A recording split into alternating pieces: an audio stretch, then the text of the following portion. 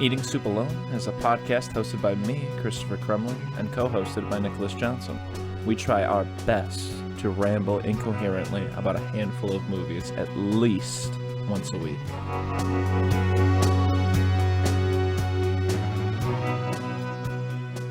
In 1931, James Whale made a beautiful picture named Frankenstein. He didn't choose the name Frankenstein. Mary Shelley chose the name Frankenstein. Recently, you've been reading Frankenstein by Mary Shelley, written in 1818. 1819? 1818, Chris, and she was 18 years old, and that's not true. I haven't been reading it. I've been done read it. You've been done listened to it, more like it. And also, the first time that I saw the movie Frankenstein was in the 200th anniversary year of the book. 2018 or 2008? Yeah, 2018.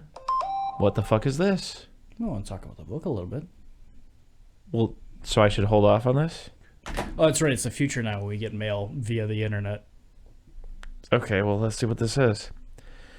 Email address says daddysgirl76@hotmail.com. Okay. Frankenstein. Based on Mary Shelley's 1818 novel of the same name, sometimes, Frankenstein is the world's most recognizable monster movie. And the classic trilogy, Frankenstein, Bride of, and Son of, is a lot like Star Wars.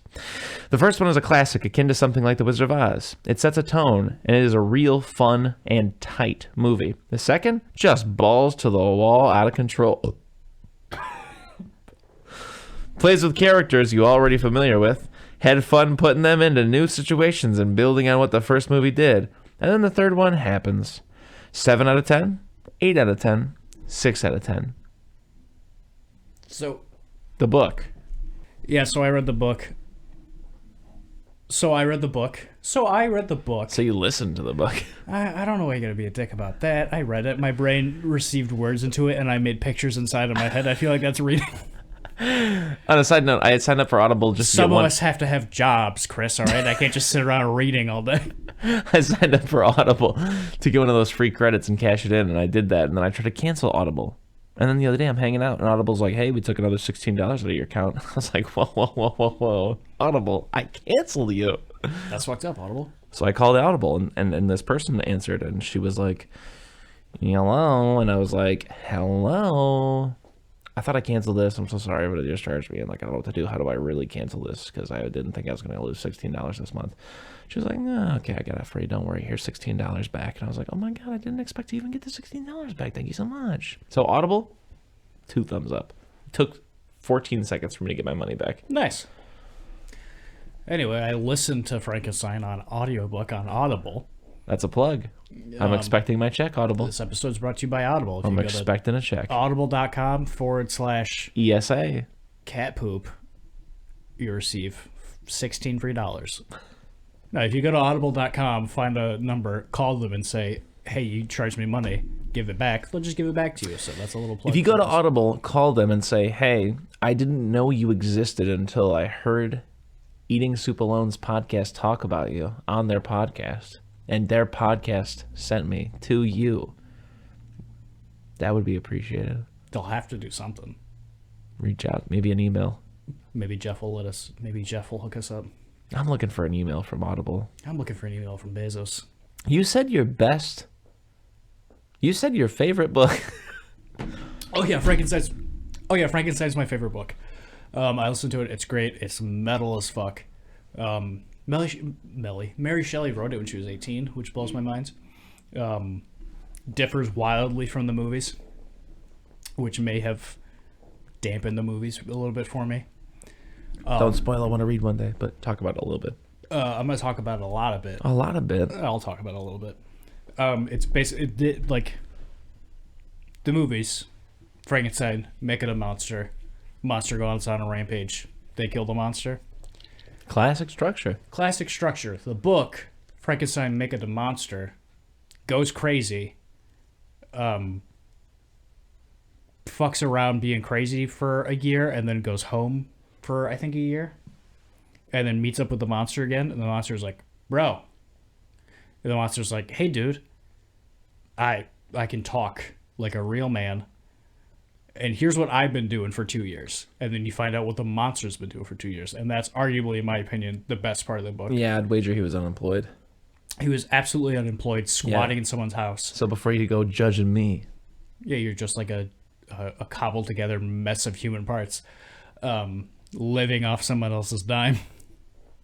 It just describes him like differentiating between senses and stuff like that, and basically getting his bearings. And Square, triangle, red, blue, yellow.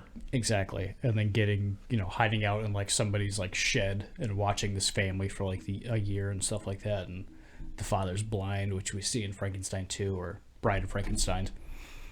And then it goes back to Frankenstein at that bit where he's talking to the monster, and then he's like, nah, man, fuck you. And he's like, oh, you're gonna make me a wife. And he's like, all right, fine.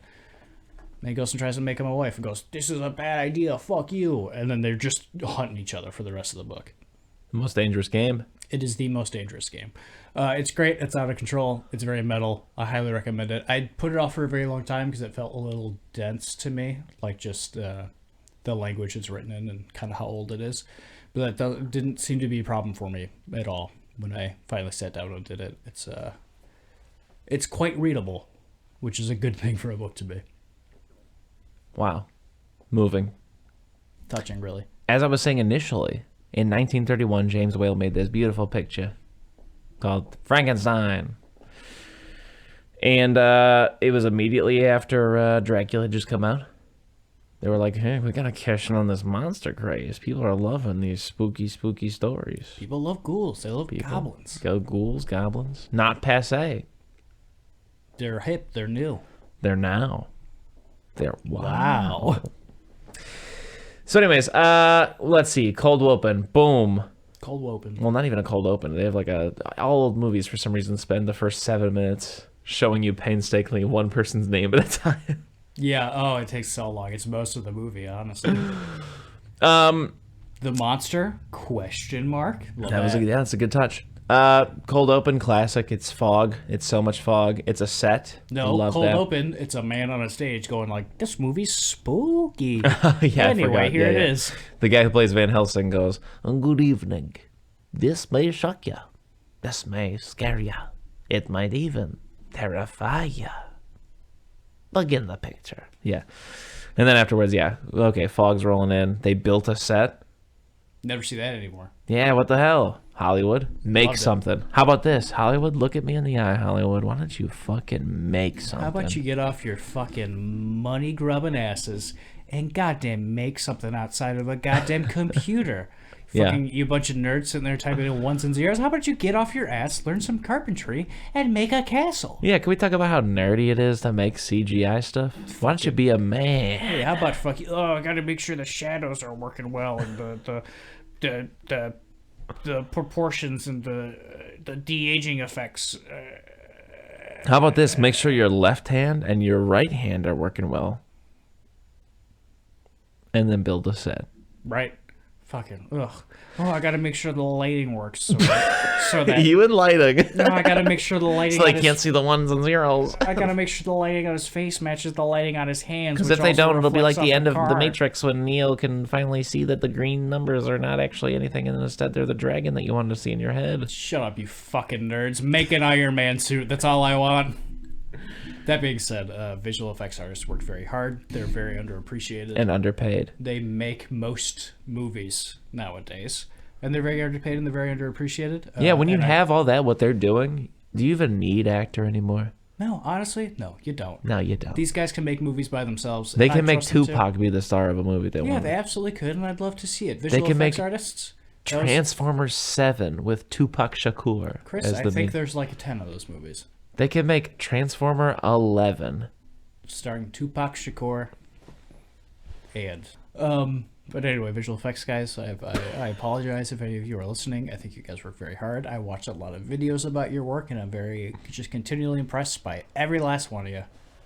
So anyways, cold open, aside from everything we said to this point, and we're at a funeral, and it's a set, and it's beautiful, and there's this fog rolling in, and there's so much fucking tasty fog.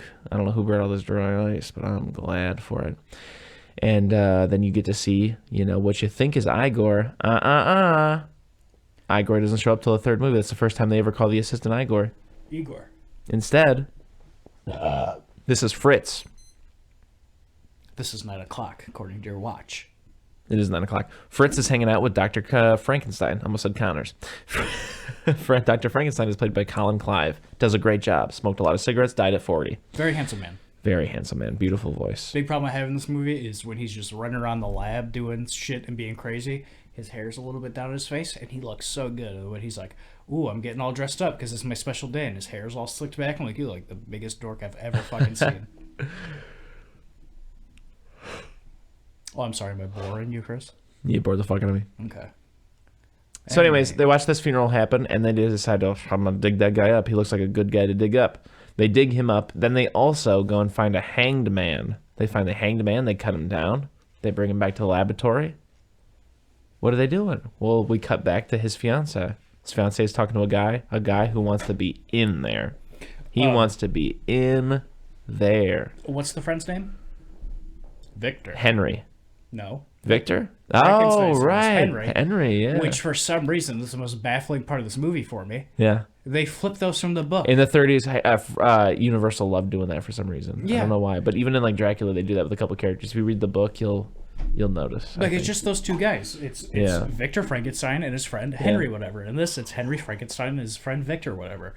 Victor Frankenstein is such a whip-ass name. Why would you change that?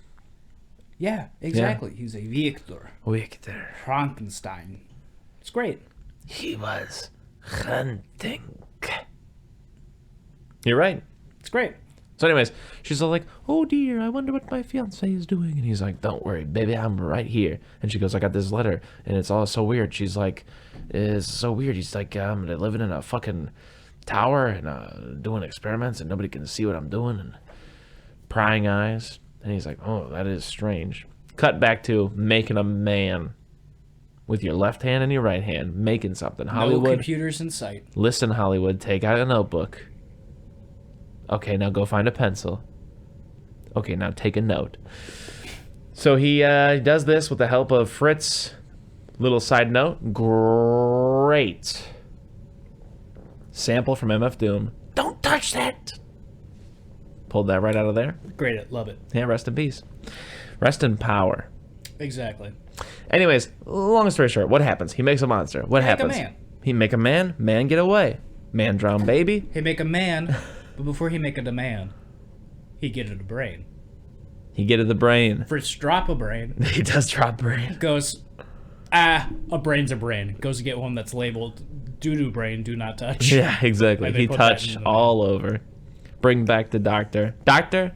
No question. There's no point where he's ever like, hey, how come brain don't work? And something I'd like to know. We're always talking about Doc and Marty. How did these two meet? Yeah, exactly. How did Henry Frankenstein meet just a hunchback that clearly nobody wants anything I'm going to put do my cards on the table. In my opinion, this is the 1930s equivalent of that relationship. Sure. That's what Back to the Future is. It's an updated version of the Frankenstein story. And instead of a car that travels through time, yeah, that makes you fuck your mom on accident, they make a man. They make a man. Because here, let's take a side note for a second to talk about how important this story is. Is it the first science gone wrong story? No. Books. Sorry, they existed before movies. Sorry, Hollywood. Put down Sorry, your hammer Hollywood. and your computers. It's all about books. It is. How about you Books. put down the computers, you put down the hammers, you pick up a book, read something.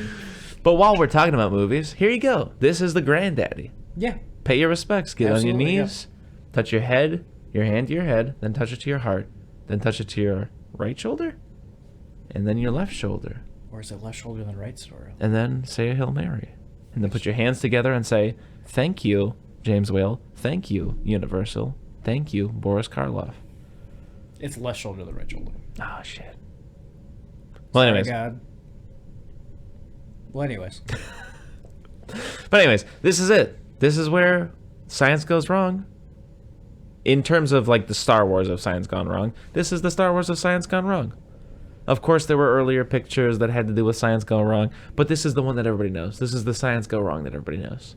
Yeah. What? This is the first sci-fi movie, is what I'm saying. The first important one. I mean, there are some that, like, if you're a nerd, you might dig it up out of the silent era or whatever. But this is the first talking science fiction movie. Metropolis obviously predates it. Yeah, no, sure. This is the big one, though. But this is the big one. What I like about watching these older movies with you, because before we started this podcast, I don't think I'd seen a movie made before A Hard Day's Night, probably. But something I really love about these movies is, for the most part, I'm sorry, but when I'm watching these movies, I don't love a lot of it. Mm-hmm. But every now and then, they'll just pull something out of nowhere where I'm like, fuck. I mean, we say it all the time on here. Out of time? That is out of time. Yeah. That is so good. If I saw that in a movie today, I'd be like, my jaw would be on the floor. Yeah. I'd be like, fuck. That's the coolest thing. And to validate you for a second, I personally love every second of old movies, but I get it. I get why a lot of it wouldn't survive to today. But that's like the main thing that makes me come back to it is the things that I'm like, whoa, fuck, that's out of time. Like, that's some shit that I haven't even seen replicated today. You know what I mean? Yeah, like a lot of it. I'm gonna make myself sound bad and stupid. I'm sorry, but a lot of these movies, when I'm watching them, for a good majority of it, I'm like, I'd kind of like to look at my phone right now because I know what's happening and I know what's going to happen and I appreciate what they're doing and I think that part's very cool. But at the same time, I know what's happening and I can appreciate that just by knowing it, and seeing it isn't really gonna help me. Yeah. But then, they strap Frankenstein to that table, and there's just a crazy amount of electricity everywhere, and it's like, oh, fuck. There's no way. They don't got computers. They picked up a hammer and a screwdriver and made real electricity. There's real electricity zipping around this room and shit like that. And that's so strange. Let's take a side note and just talk about this. I know other people say this, but I mean this with the deepest sincerity. When I see that, even though it looks fucking stupid, because it's real electricity, my ape brain goes, holy shit. I mean, that's my thing. I don't think it looks stupid at all. That's what I'm saying. Like, there's something about, like, lizard brain that's like, that's real electricity. Yeah.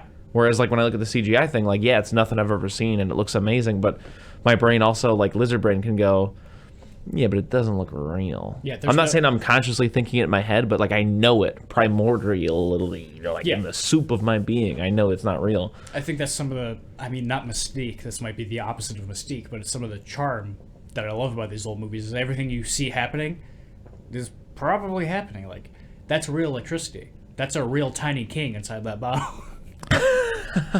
We'll get there. Yeah. I mean, I know that I think about it, all my examples are coming from Bride of Frankenstein, so we'll get there when we get there. But, like we already said, all the sets and stuff like that, or even if they're miniatures and stuff like that, just beat ass. Just they whip dick. It's so good. Because it's another neat thing where it's like, there's like, it's not one or the other, but I'm not talking about absolutes, but this has a charm that can only be achieved by, I've never seen that, which only is achieved by building something I've never seen. Yeah. You know what I'm saying? Like, something like Annie Hall works because I'm like, oh, look, they're actually walking down the street of New York. Mm-hmm. But something like Frankenstein wouldn't work necessarily in New York. I mean, unless he did something interesting like Frankenhooker. Or he teamed up with Spider-Man. Or he teamed up like Spider-Man. But anyways, for this movie specifically in 1931, you gotta build a fucking fake cemetery hill. Yeah. For me to be like, wow, look at this. It's like Wizard of Oz. I'm like, this is a new world. I'm in a new world. I'm in a new world where a science man could make a little gross green man. Yeah, and it's something that gets me throughout this movie, especially when they're outside at night. Yeah. And there's the clouds and everything up ahead or above them and stuff like that. It is very clearly a sheet with a picture of clouds on it. Yeah. But something about it doesn't look 100% fake, where it just feels like another world, where it just feels like this is what this world looks like, and I love it. I think it's great. Yeah, there's like an old movie trick that reminds me of the way that like Marvel or something would have like Earth 2 or something. Okay. That's how I feel every time I watch like a movie, where I'm buying into this is the Earth, but not necessarily my Earth. Yeah, I think that lends into your clouds thing, being like, this is real, but not my reality. Mm. Anyways, so monster get loose, monster drown baby. Man carry baby through city? That's the darkest thing I've ever seen in a movie. So metal, yeah. Besides like A Requiem for a Dream and Kids. That's one of the darkest things I've ever seen. Yeah, like It happens for a long time. It happens for a long time. My biggest problem with this movie compared to the book is I think the book is so metal. Mm-hmm. And this movie isn't that metal, in my Yeah. opinion. Like, the incident with the girl in the river. Mm-hmm. Spoilers, in the book, he sees a girl drowning in a river, and he saves her. And then her dad shoots him. He's like, what the fuck? In this, he throws a little girl in the river, and it's like, oh, that's wild. And then the dad finds her, and yeah, like you said, for a minute straight, Yeah. you just watch him walk through the town holding his dead daughter. But also, how he know Monster did it? Yeah. How he know Monster is even a thing? But it's one of those things. How does anyone know there's a monster? I think it might be the most extreme example of it. It's so good. I don't care. Yeah, It's so good. because it pays off. It really You watch does. that scene, it happens forever, and you're like, oh my god. Oh my god. And then everybody wants to kill Monster. So they get their pitchforks, and they go looking for Monster. And we need to take a sidebar because I forgot about something. I forgot to mention Fritz loves torturing the monster. Oh, yeah, I completely forgot about this. So much so that the monster kills Fritz. Just almost immediately. Yeah. Fritz it's one is of in almost none of this movie. Yeah, it's one of like 2 censored scenes from my understanding of the movie. 2 things that were censored were, one, the it's alive, by God, now I know what it feels like to be God, or something like that, Yeah. to that effect. That was censored. It used to just be it's alive. And the other thing being the monster getting tortured. Instead, in the, from my understanding, the way that the movie was presented to most people, is that the monster just kills Fritz. Which is worse. Yeah. Way worse. The monster kills Fritz because he gets punished, or because he gets tortured. That's way more digestible than monster kills Fritz because fuck it. Yeah, it's at the heart of this movie, at the heart of Frankenstein, that's what I love the most, which is really, really, really, really driven home in the book. Uh-huh. And they do a really good job of it in Bride of Frankenstein as a movie. And they do it a bit here, and I enjoy it. But you see these moments of Frankenstein just being this scared, lost monster who has good in him inherently, I'd think, but he's also just a big dumb monster. Yeah. So he hurt the guy that hurt him. He felt he didn't want to kill that girl, probably. Is there another moment of Frankenstein being just a chill dude in this one, in the first one? I don't think so. I don't know. Okay. Offhand, nothing comes to mind too much. That might be why I like 2 so much, but we'll get there. I have almost nothing more to say about this first one, so I'm going to give it to you. Overall, what else could you ask for? This is an hour investment for the sci-fi movie. What are you going to top it with? Metropolis? Maybe. I don't know. It depends on whether or not you're into silent movies. But this is the sci-fi movie. This is it. I give it... What? I think Star Wars is the sci-fi movie, but whatever. I get what you mean.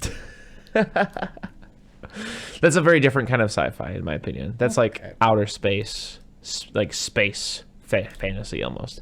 What I mean by like sci-fi is just like something like I get what you The mean. Fly or Back to the Future, like Yeah, just yeah. science fiction, you know? So this is the sci-fi movie. This is where it all starts. And as far as I'm concerned, by my metric of what it set out to do and what it accomplished, this is an A+. Spoilers, I'm going to give the second one an A+ too, but that's because it's better, but you can't go any higher.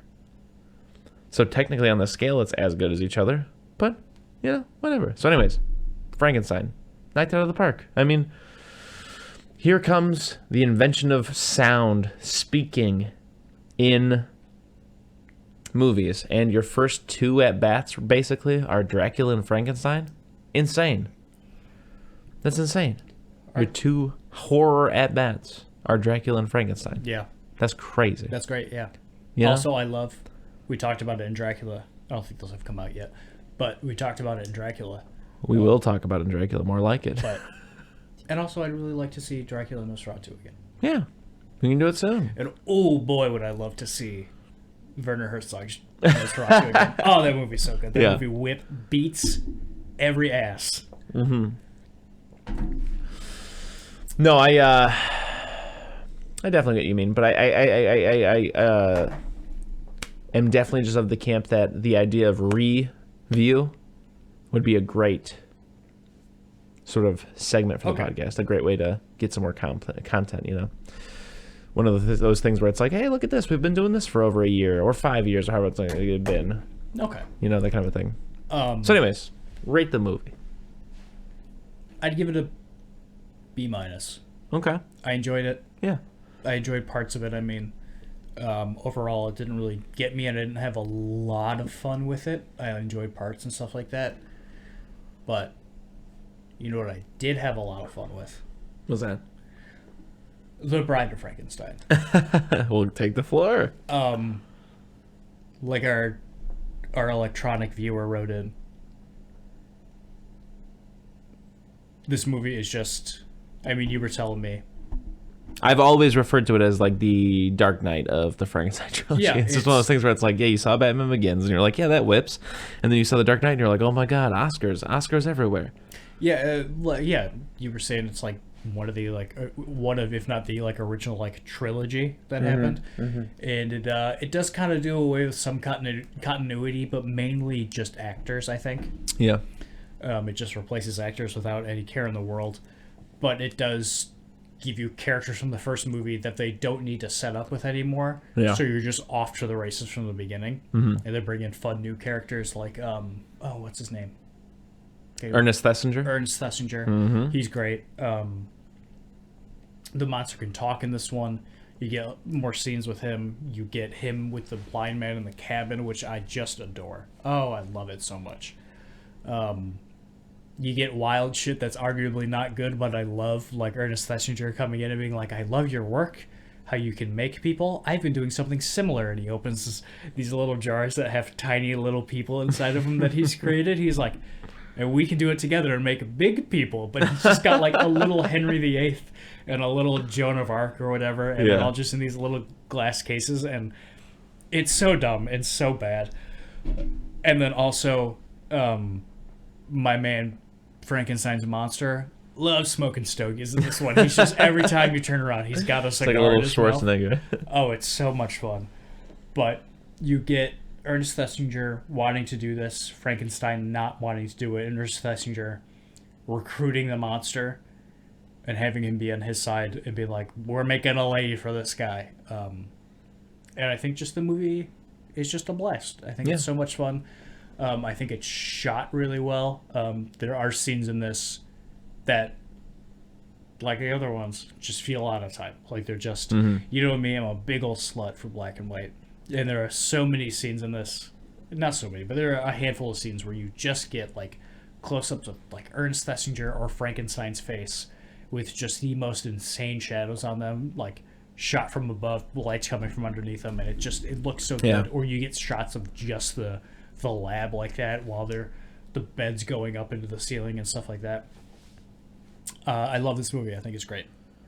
This movie has the worst opening of any movie I've ever seen in my fucking life. Absolutely forgot about that. Yeah, that's yeah, it was. It's raining. There's a mansion, and there may or may not be something indicating that it's the 1800s in terms of text.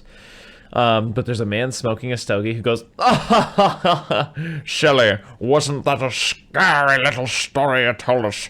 Surely that can't be the end of that tale. Then she goes, no, actually, I wrote a little more. And then they go into the fucking movie, and you're supposed to gather from all of that little, like, that it's Mary Shelley telling the story. And it's a nice, that's a bad way to put it. It is a vehicle for them to be like, here's all the stuff you missed last year because it's 1930, and when a movie comes out, we just burn the tape afterwards. So if you didn't see it in theater, here's your chance to get caught up real quick. Which I think is so insane because she wrote none of this. None of this is in the book. None of the first one is in the book, basically. Yeah. But whatever. What are you going to do? He just keeps going. Rolls every R he can and puts R's into words where there are. Yeah, I know. He's like, would you guys have to go at the lunch? It's wild. Yeah, and then they're like, they re-show you him throwing the dummy off the top of the windmill, which we did not discuss in the last one. At the end of that one, honestly, that's a great third act set piece in terms of like action movie, all that kind of stuff. The windmill, great. Set it on fire, great. The monster and the doctor are fighting up top, great. You get that great scene with like they're like on the other sides of the interior windmill structure, right? And the pegs are, and you keep cutting back and forth between the monster and the, one and the same. who's the real monster. Yeah, tell me about it. And then the monster throws him out of the windmill, and obviously it's a dummy. The dummy hits a fucking whatever, like one of the pegs of one of the blades of the windmill, and then falls to the ground. The villagers carry him home. Anyways, back to Bride of Frankenstein. After we're done with that trash intro, cold open, fires out, and all of the villagers are like, well, they must be dead. Leave. Then there's this actress, I can't remember her name, but she's in a lot of Universal horror films from this age, the Golden Age. And you hate her. Well, you want to watch the little fucking Invisible Man after this? You'll hate her too. She spends the whole movie going, she does it a lot in this movie, yeah. Yeah, but imagine after the first 5 minutes she doesn't go away. Yeah, that's a great point. That's she's in a lot of this movie, but she doesn't scream a lot. She's in a lot of the Invisible Man. Anyways, this beginning, I'm going to go on record right now. God damn it, this beginning gives me big, big, big Halloween Kills vibes. Yeah. How does Halloween 2018 end? The fucking thing's on fire, the monster's inside. How does Halloween Kills end? The fire's out and the monster's in there. People go into the thing and the monster kills him. And then he's on the loose for the rest of the movie. That's a good point. It's Halloween Kills, bro. We totally passed over in the last movie when all the villagers get together to go find Frankenstein. And Evil dies tonight. You said it, yeah. Evil dies tonight. Yeah, definitely. And then, don't you see Frankenstein all burned up? Nice thing you pointed out as the movie goes on. His wounds start to heal and stuff like that. Yeah, he looks a little more smooth. Yeah. But his hair is also singed back to the point where you can see some metal clamps on his his wounds on his forehead and shit. And what does he do in the beginning? He just wanders off? He kind of fucks around. The spotlight comes off of him for a second. Yeah. We go over to Mr. Frankenstein. He has a new wife, but they don't draw attention to it. She's supposed to be the same woman, but... And I think Ernest Thesiger shows up and he's like, listen, I've followed you for quite some time. And then he says, get out of here. Go, go, go, go. And then we go to... It's a nice bit of comedy I really enjoyed in this. The woman who screams from Invisible Man comes in and goes, Dr. Ernest Thesiger is here to see you. And he goes, well, tell him to fucking go away. I don't want to see him. And she goes, okay, I'll do that. And she shuts the door, and the door right next to that one opens, and Ernest Thesiger walks in. It's great. Then we go to the monster, and he may become friends with the blind man. I think he, runs into a woman at a lake, and she starts yelling, and he goes, no, friend. No, because he teaches him how to speak. Exactly, yeah. He goes and sees the blind man. Yeah. One of the... Great. It's the best scene in any of these movies. Yeah. It's so good. Out of this world. It's kind of from the book, but not... They play with it. He goes and sees a blind man because he knows the blind man isn't going to be afraid of how he looks. Yeah.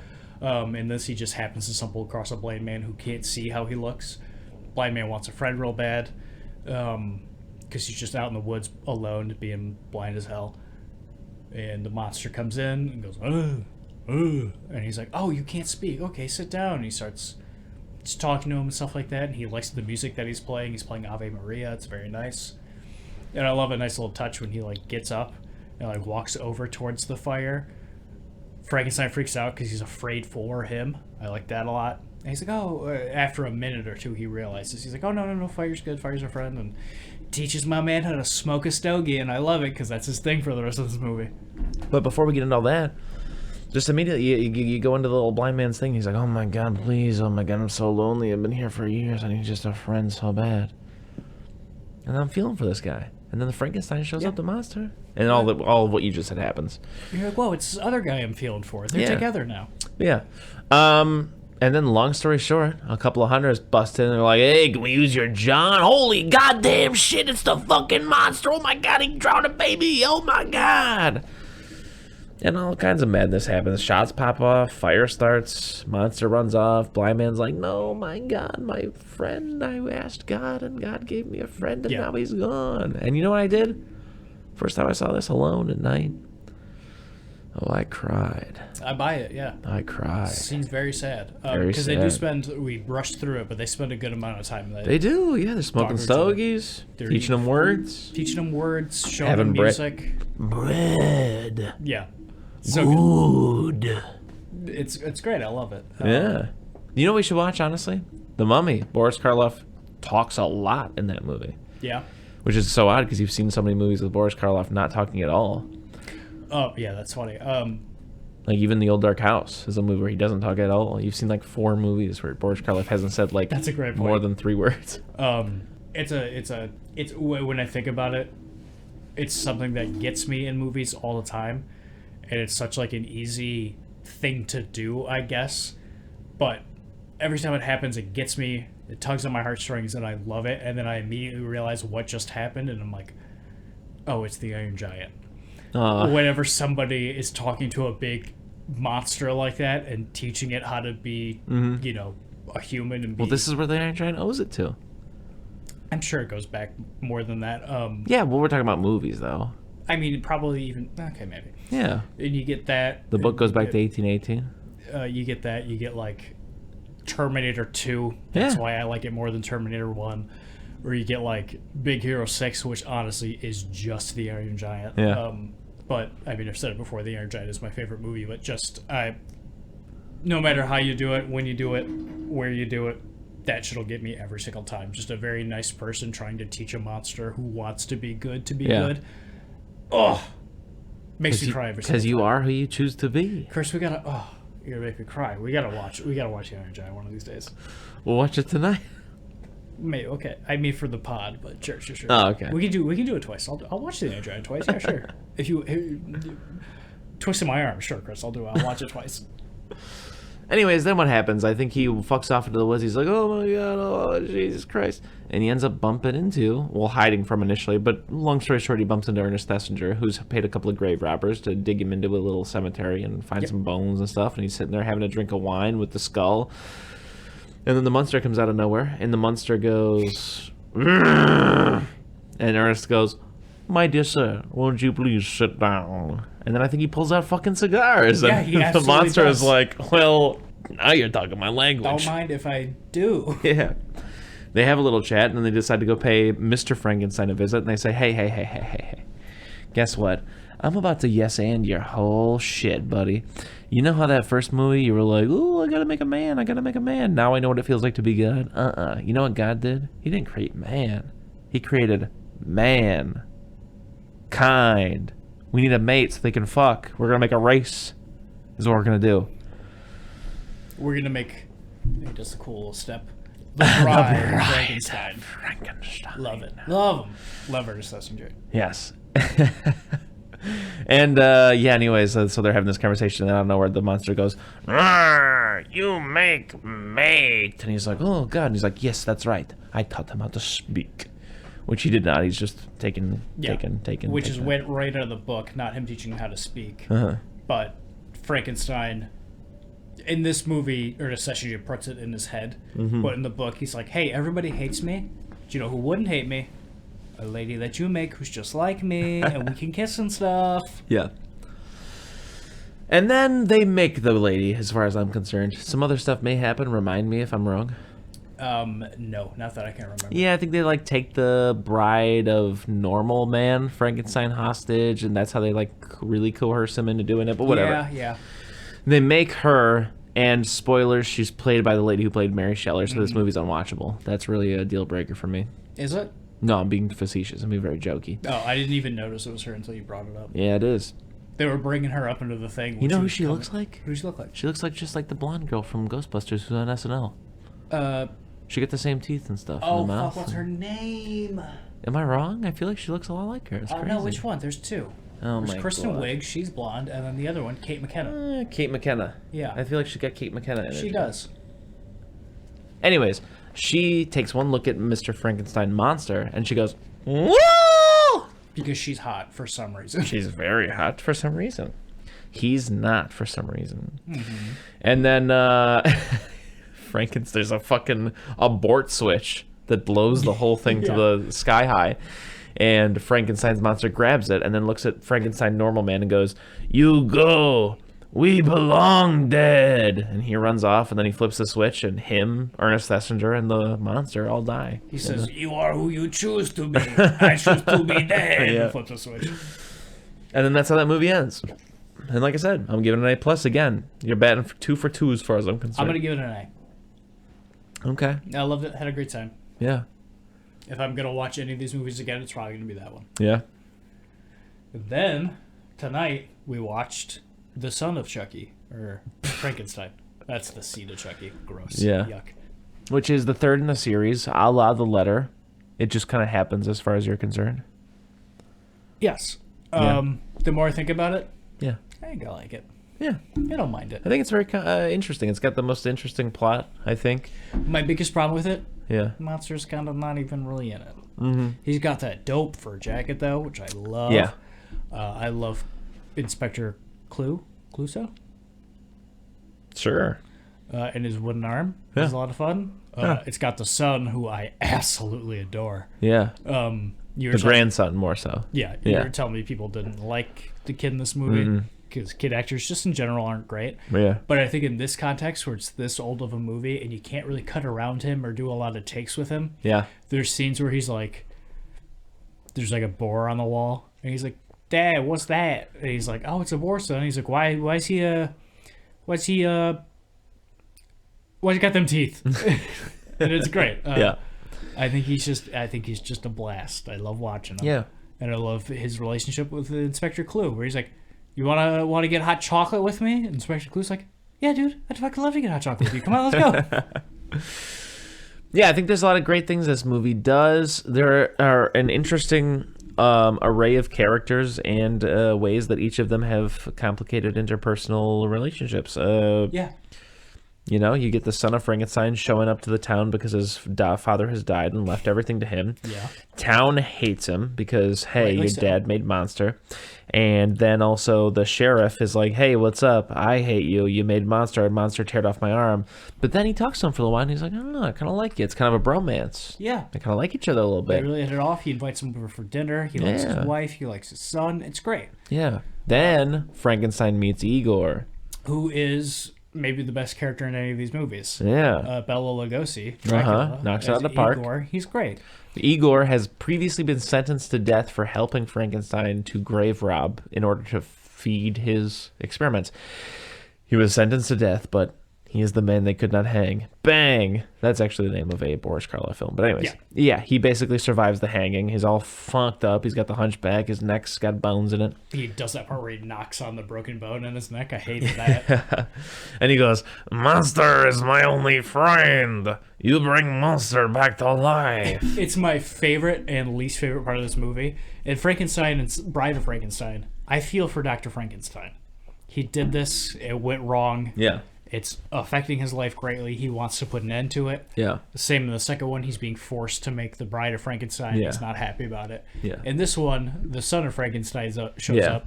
Town hates him, and he's like, "Please, I'd like to be a Friendenstein." Yeah. And none of them are having it. And he's like, "Oh, I'm not like my father," and that Yeah. awful thing that he did. And then he meets Igor, and Igor goes, "I have monster. We could fix monster." And he goes, "Oh, yeah, definitely. Yeah, for sure. We could do that. Sure." Yeah, it is interesting. I will agree with you that the first two definitely hit an emotional chord, whereas this one kind of misses it. And it just is more of a, like you said, Return of the Jedi, where it's like, okay, we have all this lore laid out. Let's do something kind of fun.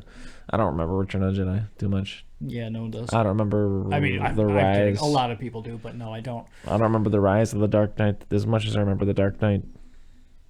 Hot take. Yeah. A lot of people don't like that movie. I fucking love it. Yeah. I think it goes 2, 3, 1 in my opinion. I think it probably goes 1, 2, 3. You like Begins more than Dark Knight? We've talked about this Yeah. at length. We made a movie list because I was so angry at you. Sorry, go on. Yeah, I have mentioned this before. Yeah, there's something about Begins that's nice. I like it. It's much more quiet. Dark Knight Rises makes me quiet. Not to say that a movie has to be quieter or anything like that. I just like that it's Yeah, I get that. just it's very yellow. It's what? It's very yellow. It really is. It It's really is very yellow. There's yeah. something about it, you know. It's yellow, 2 is blue, and Yeah. 3 is white. Yeah. Anyways, yeah, this one it is. Oh, I know what you're talking about. So, anyways, they make Monster, and to talk about the complication of like the fucking relationships and stuff like that, Igor, hey, I was playing you. Actually, what I need the monster for is to kill all the people that hang me. I'm getting revenge.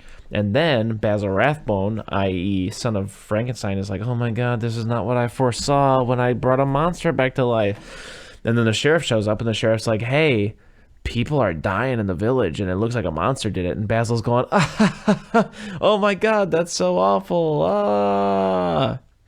So it becomes this thing where like Igor is like, hey, I'm killing people with the monster. And Basil's going, you can't keep killing people with the monster. And he's like, I don't give fuck.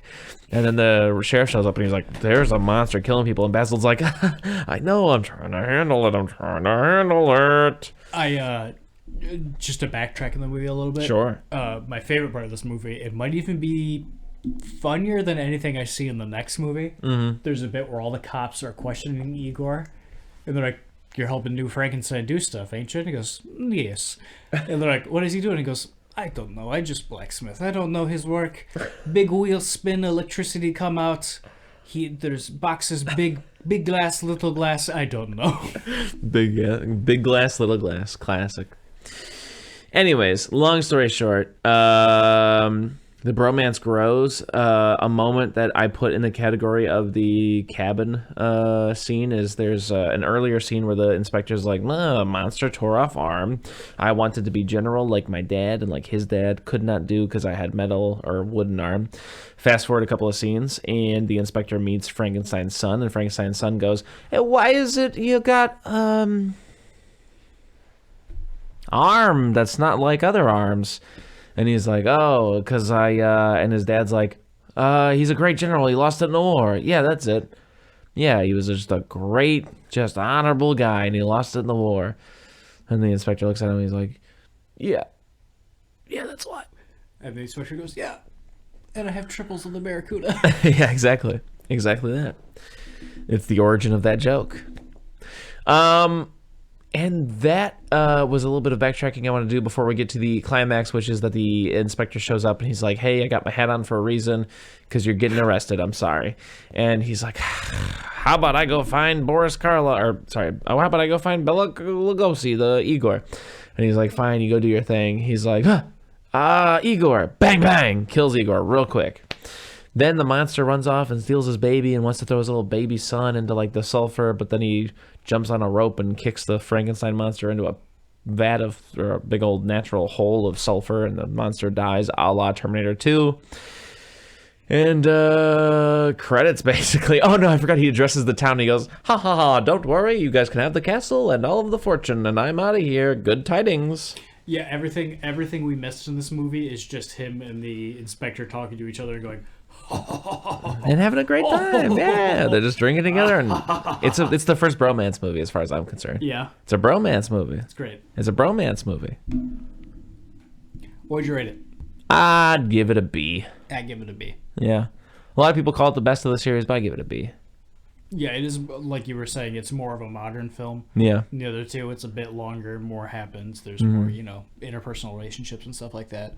There's a lot of cool little bits, too. Like, the kid very early in the movie says, there's a giant that comes to talk to me. He means giant when he says giant. Yeah, I have no idea where this kid's accent is from. Yeah. But I love it. And he says a giant comes to talk to him, and the inspector's like, let's talk about this giant. And he's like, yeah, he gives me trinkets.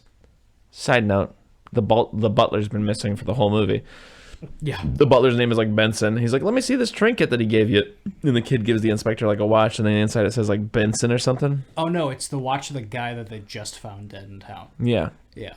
And he's like, oh, okay. And so then he's able to piece together that like the giant is coming to see the kid like through some... no, you're right. I'm sorry. It is the butler. Sorry. Didn't need to interrupt you for that. But no, sorry, it's okay. Anyways, but there is some kind of clue-style hidden corridor tunnel system throughout the house. There's a lot of little stuff like that going on. There's just like a lot of little like set-up tee-offs that just kind of happen, So anyways, yeah. And you're saying you're giving it a B as well? I'm going to give it a B. Yeah, I liked it. Pretty decent. And then we watched Young Frankenstein.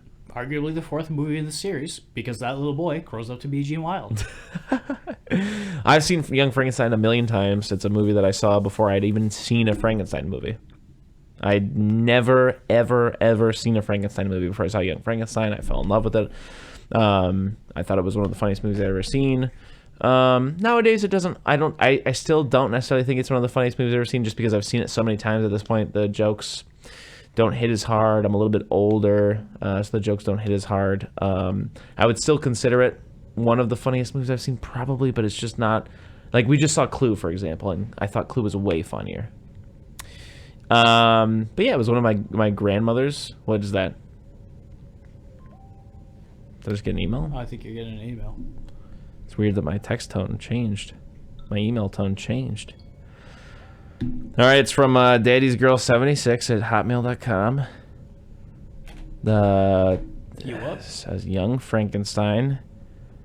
Says, are you single and looking for hot moms in your area? Gene Wilder. No, it says, goddamn, can Gene Wilder and Mel Brooks make a funny movie? A head-to-toe love letter to the classic Frankenstein films and an absolute treat. It's the best Frankenstein movie. 9 out of 10. Real quick, because the email, I got it in the middle of me talking about something that really matters to me. My grandmother, but she was great. She was a great grandma. She was great. She was a great grandma. Rose, rest in peace. I love you so dearly. Yeah, she loved this movie too. She thought it was hilarious, and we talk about it all the time. Something we bonded over. Man, rest in peace, Grandma. Rest in peace, Grandma. Rest in power, Grandma. Her and MF Doom up there just not hanging out with Tupac. Hopefully they're in Transformers 10. Yeah, put my grandma in Transformers 10. It's about time, Hollywood. Why won't Roswitha pick up a computer for a second Heiter and put Rose White in Transformers? Put Rose White. Put her in there. She was such a treat. Yeah. Rest in peace. Anyways, go ahead. Talk about Young Frankenstein a bit, I guess. That was my piece. That's my piece. I didn't see it. I wanted to see the other Frankensteins first because Chris was always telling me it's like people consider it like the fourth one because it... Even though there technically is a fourth Frankenstein, most people, consider this to be... It pays so much, homage and holomack and stuff like that to the other ones. I love the films with Mel Brooks and Gene Wilder, so I knew I was probably going to like this one. I have a very similar relationship with you and your grandmother, with me and my dad, with Blazing Saddles. Luckily, he's still alive. For now. Looking pretty good, though. Yeah? I thought so last time I saw him. I was like, what a handsome version of the man I saw last time. Oh, okay. I'm glad. I'll let him know you said that. I think this movie's a treat and a half. I had a lot of fun. Yeah, what the fuck, right? Especially watching it right after these other three. Yeah. There are so many times, like halfway through this movie, they're at a graveyard, him and Igor, and they peek up a little bit and he goes, "Get down, you fool," which is the beginning of Frankenstein. Yeah. Or but not only that, but everything's a set just like that. Everything's a set just like that. I think you were telling me the lab set is the same set. Yeah, they didn't set it up exactly the same, obviously. Yeah. This is kind of a hard thing to do in 1970 when you don't have quick access to a film the same way you would now, but all of the pieces are cool of the original set. Very cool. Yeah. There's the running joke of the inspector again with the wooden arm, but I thought maybe one of my favorite jokes is that the jokes for the wooden arm ramp up as the movie goes on. It's very loud and he has to click it all over the place and he's lighting a cigar with it. And then later, he gets stuck and he has to leave like that. And then at the very end, they use him as a battering ram with his wooden arm. But I love when the two of them are talking toward the end of the movie. Yeah. And they're playing darts. In the last one, the son of Frankenstein and the Inspector Clue or whatever, we're playing darts for a lot of that movie. Yeah. There's just a bunch of little stuff in this movie that I like that I love.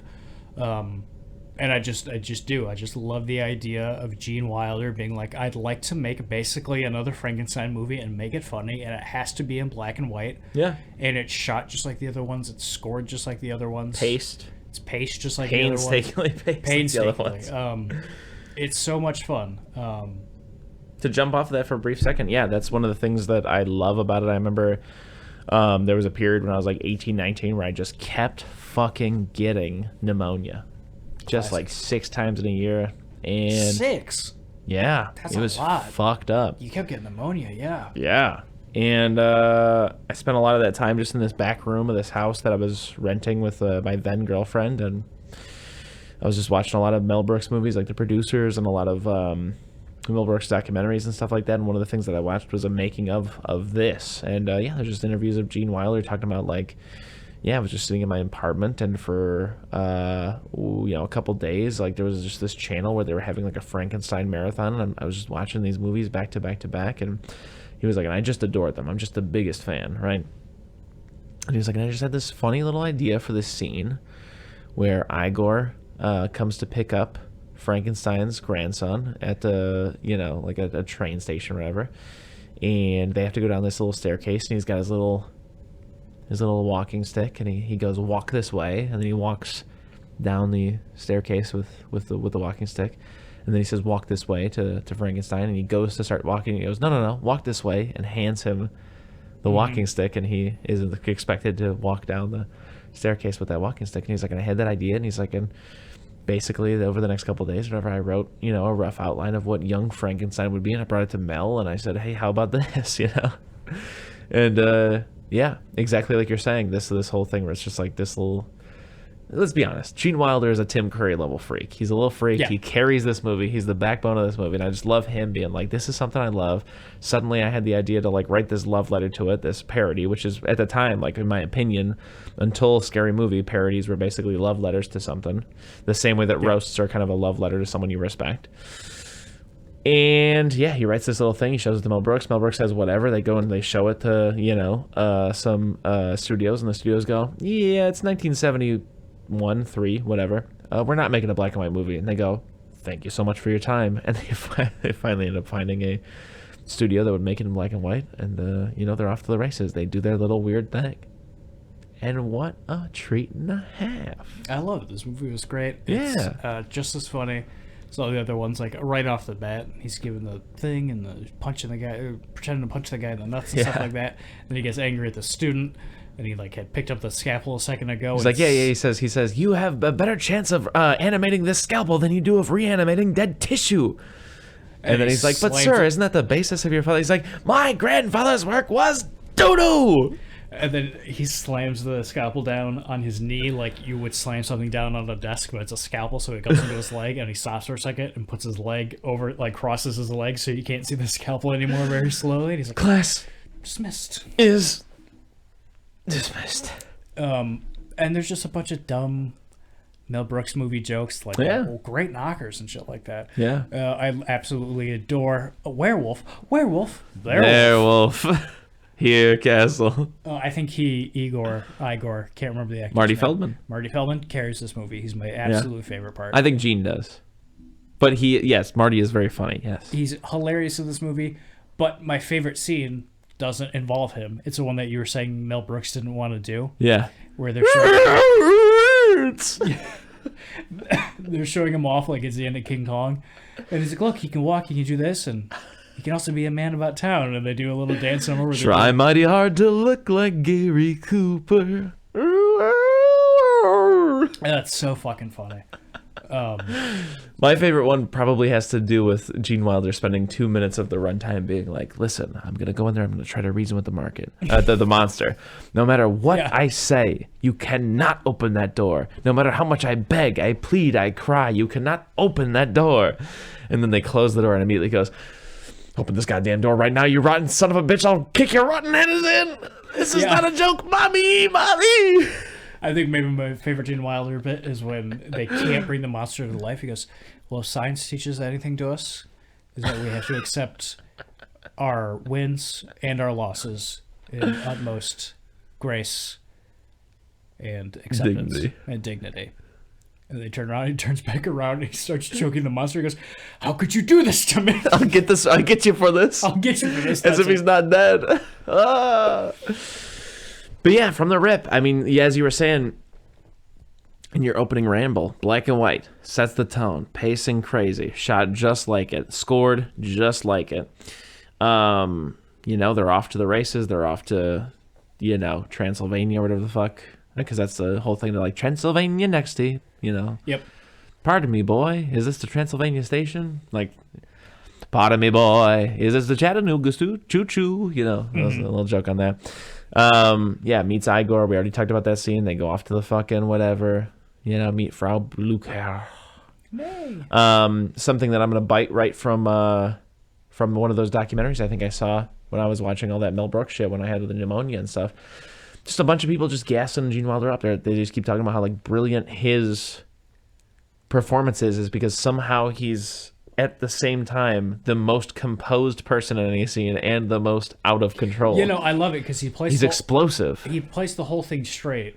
And like I love when he's going up on the platform with the monster and he's giving that monologue about bringing life to this creature or whatever. And I'm like, this is better than Frankenstein in the first Frankenstein. This is believable and compelling, and I love watching him do this. Yeah. Yeah, there's so many scenes where like the one they were pointing to in that documentary was the one where she's like, "Would the doctor like a brandy before bed?" And he's like, "No, I'm fine, thank you." She's like, "Some more milk, perhaps?" He's like, "No, thank you." And then she's like, "Oh, Voltaire." He's like, "Nothing. I will have nothing. I'm very tired." And there's just so many scenes where, like, just at the drop of a dime, like he's literally on the camel's hair away from losing his shit entirely. My grandfather's work was doo-doo. When they're going through the books in a secret library and they find the one that just in big letters says how I did it. Yeah. Oh, it's so good. I love when he's leaning on the books and he's like, what in the world could this room possibly be? And then Igor's like, I don't know, music room? And she's like, but there's so many books. And he's like, it's my grandfather's private library. I love the big long scene where they're like doing the bookcase and flipping around. And he goes, okay, pull the candle and I will stop it with my body. And he gets smashed in it. And that goes on for a while. And then they finally get it stopped halfway. They're like, okay, cool. A secret passage. Yeah. Or when they're having that dinner and the monster from the basement is like, "Rawr!" And he's like, it is good, isn't it? And Igor's like, what? And he's like, you made a yummy sound. It is good. And he's like, I didn't make a yummy sound. Just the phrase, a yummy sound. I know. Yeah, I know. God, there's so many great things like that. Yeah, I love this movie. It brings me so much joy. Super special to me. And yeah, the one thing that I'm just over the moon about, the thing that I just can't get over is just to have a vision that specifically and see it through so perfectly. Yeah, it's great. Just on every level. So many things had to line up. Like I said, even down to something as minuscule as they wanted it in black and white, and so many studios told them, we're not doing a movie. It's the 70s. We're not doing a movie in black and white. And just the idea that they stuck to their guns and saw it through. Yeah, it's even so down great. To him doing it against Mel Brooks, like you were talking about the putting on the Ritz scene. Yeah, Mel Brooks hated that scene. He was like, this is not funny, Gene. And Gene was like, no, I'm telling you, please, please, please, please, please. And eventually they shot it, and Mel Brooks was like, yeah, you were, I was wrong. I was wrong. This is funny. Great. There's my favorite, this movie contains my favorite blooper. It involves the night where Gene Wilder is having a nightmare, which his lab assistant refers to as you're having a nightmare. Very funny. They can hear some noise, i.e. a violin being played. That's right. And they follow it to the briefcase. Or not the briefcase, the bookcase. We already talked about that scene. They follow the secret passage. They bump into Marty Feldman. Very funny scene because they're looking at the skulls. 3 years dead, 2 years dead, 1 year dead, 6 months dead, and at the very end, recently deceased. He's like, I ain't got nobody. And the reason why that's one of my favorite scenes is because he's like, well, I heard the strangest music, and I decided to follow it down. I don't know, call it a hunch. And then he points to his hunchback. Very funny. I love when he puts his hand on his shoulder and he goes, wasn't that on the other side earlier? He goes, well, what? Let's go over here. Yeah. Oh, yeah, in the beginning, when they first meet each other, he's like, I'm a rather brilliant surgeon. I could take care of this hunch for you. And he goes, what hunch? And Gene Wilder goes, let's go. Yeah. But anyways, they follow the music all the way down to the basement. They find this lab, and then they find the hidden room, which ends up being the private library. And they initially find the violin, and they touch it, and Igor says a very funny line, which is, it's still warm. And then they go, look, whoever it was left their cigar smoldering in the ashtray. And a scene that was intended to be in the movie, but they had to cut because they shot it again and again and again. And not only could the actors in the scene not hold their laughter, but the people behind the scenes could not hold their laughter, to the point where Mel Brooks was apparently biting onto his belt. That's what I remember him saying in one of the documentaries, so that he was chewing on his belt to try to prevent him from laughing. Because what happened, as soon as they find the cigar, Gene Wilder becomes suspicious of Igor again. And he says to Marty Feldman, let me smell your breath. And then Marty Feldman gets right into Gene Wilder's face. It takes forever. It's a very long, long scene. He gets in his face and he goes, as he unhinges his jaw and drops like 2 or 3 inches. And just as soon as that happens, everybody in front of and behind the camera could not hold their laughter, to the point where Mel Brooks even says, he's like, even if we could be quiet enough, we couldn't stop the cameraman from behind the camera shaking the fucking camera from laughing. So instead, what happens in the movie is he goes, look, and whoever it is didn't put their cigar out. And then it hard cuts to them being like, what is this room? And yeah, just great. The putting on the Ritz scene, as you said, fantastic. It also it also has a beautiful scene, which I've never read the book, as you have listened to, but at the end you get a beautiful monologue from the monster, Peter Boyle, which is something that Postmodern Prometheus also does, which is one of my favorite episodes of the X-Files. I've never read the book, so I didn't know it was from the book, but as soon as he started, pontificating to the villagers, and they're like, oh, he does have a soul. You were like, wow, this is straight out of the book. I had no idea. I had no idea at all. But it's more so the monster saying that. Yeah. It's great. So this movie, as far as I'm concerned, that's an A+, baby, out of the park. Yeah. They had a vision, they saw it through. I'm gonna give it an A. Yeah. Fantastic. Loved all these movies. I'm gonna give it a out of 10. We could end it now, or we could do a little bit of table talk that I've been wanting to do for a while. Yeah. I would like to watch a couple James Bond movies for this podcast. You seemed lukewarm on the idea because there are 45 of these fucking movies. No, you're wrong. That's the part that gives me excitement.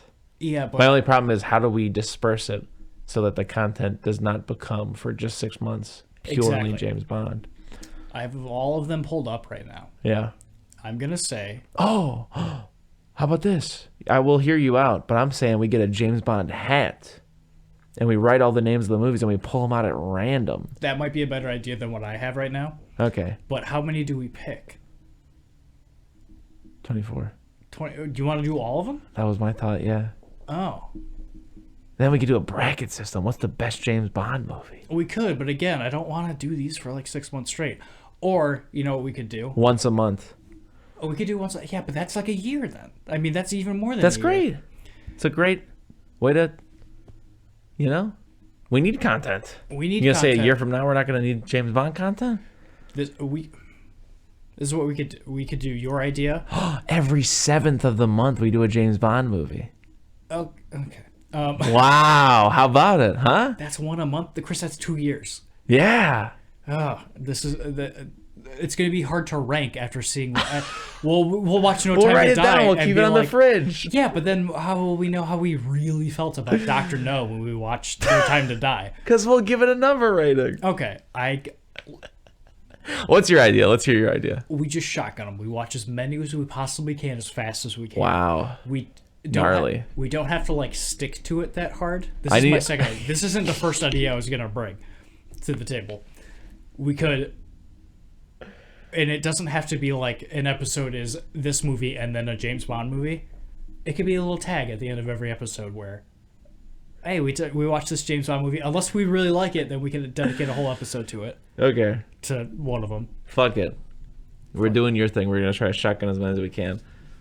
Or. No or. Well, let me say the thing. I wanted to say it first. I read you off the names of the James Bond movies. We pick just 7 of the best names and we watch those. No, I think what we need to do is definitely just spend multiple... Like, I'm saying in 1 week, we try to shotgun with both of your days off and all evenings as many, if not all, of the James Bond movies. Okay, we might be able to do that. I might be super, super into that. And then we try to do it in an episode or two. We have to break it off when it hits an hour and a half, and then it technically becomes a second episode, and we see what we can fill up. Okay. It would give me an excuse to buy that box that I want to watch. Yeah. I want to buy. But, like, my thing is, like, you know what I'd love to watch? From Russia with Love. That sounds like a film and a half. We'll get there. You know what I don't want to watch? Diamonds Are Forever. Yeah, but I've You heard get that me? Kanye song, and so I definitely want to. Okay. Diamonds are forever. You know what I'd love to see? Moonraker. You know I don't really want to see? Yeah, Moonraker, they say, is one of the worst ones, but it sounds so sick. It's apparently the best book. I read it. Interesting. It was fine. And I'm real scared about the Pierce Brosnan ones. I just want to watch GoldenEye. I feel like the rest of them were doo-doo, probably. Also, I'm looking at these, like, adjusted for inflation and, like, what they made. Newest James Bond movie cost 200 mil, and it made 500 mil. Dr. No cost 7 mil, and it made 500 mil. Wow. Yeah, adjusted for 2005. Which, that being said, this chart I have, it says actual adjusted for 2005. And you got No Time to Die, which came out this year. Is that adjusted for 2005? It is. It is. It's right here. It actually made 700 million. Adjusted for 2005, for some reason, 500 million. Huh. Interesting. I think it just goes to show that fucking make the shit in front of the camera. Actually, No Time to Die looks really good. I'm sure it does. I watched a visual effects breakdown, and there's a lot Yeah. of scenes that I never would have guessed. Oh, were I'm visual not saying it effects. doesn't look good. I'm saying look at that price tag. True. That's what I'm saying. They a lot of it is they had to do a lot of it practically, but like with a lot of the car stuff, they had to shoot it over and over and over again, so the streets were just Bring in another Tesla. the streets were just covered in skid marks. Tesla parks. So they had to replace all the streets with CGI streets. Yeah. That'll get cut out because that's boring. One of these movies is called Octopussy. I really have to leave. You have to leave? Uh-huh. Actually, I don't think we're gonna watch Diamonds Are Forever because I don't think that one counts. Huh? Because Sean Connery did 1, 2, 3, 4, 5, and then they brought in George Lazenby, and he went, I don't want to do this anymore.